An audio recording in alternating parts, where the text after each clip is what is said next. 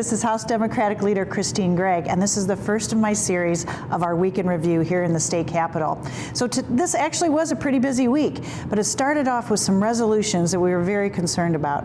So the first one, you may have heard about this court case going on in Detroit right now about gerrymandering.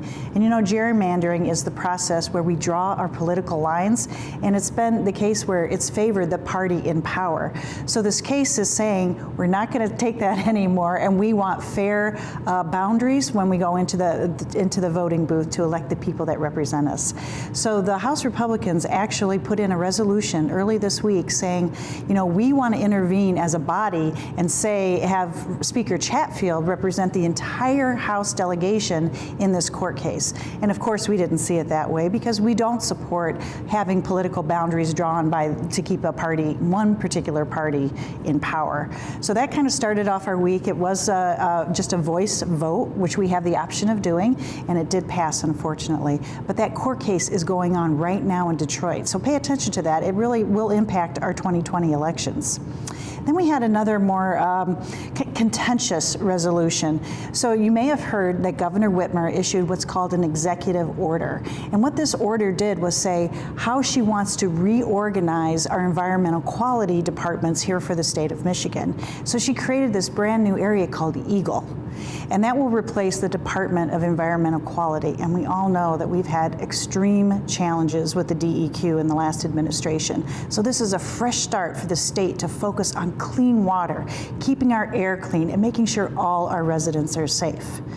The Republicans, however, have 60 days to say that they don't agree with that executive order. And it took them exactly one day to put in a resolution to say they wanted to rescind the executive order of our newly and duly elected governor. Well, clearly that was not something that we wanted. We believe that as a duly elected state officer, our governor has every right to organize her administration as she sees fit, especially since we all heard throughout the election over and over again, everyone deserves clean water. There's so much more the state can do to make sure that we're addressing the PFAS crisis, that Flint still has justice, that everyone across this state should not fear about drinking the water, bathing in the water, or just cooking food with the water.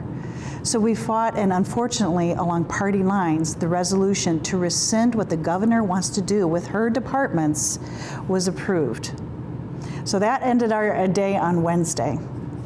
So in addition to working on legislation and fighting resolutions and sitting in committee, our House Democratic Caucus works on issues that are important to you, and a lot of that is with awareness as well. So we've been partnering with the State Innovation Exchange. They're also called SIX. They're a national group that works on great policies across the country with lawmakers.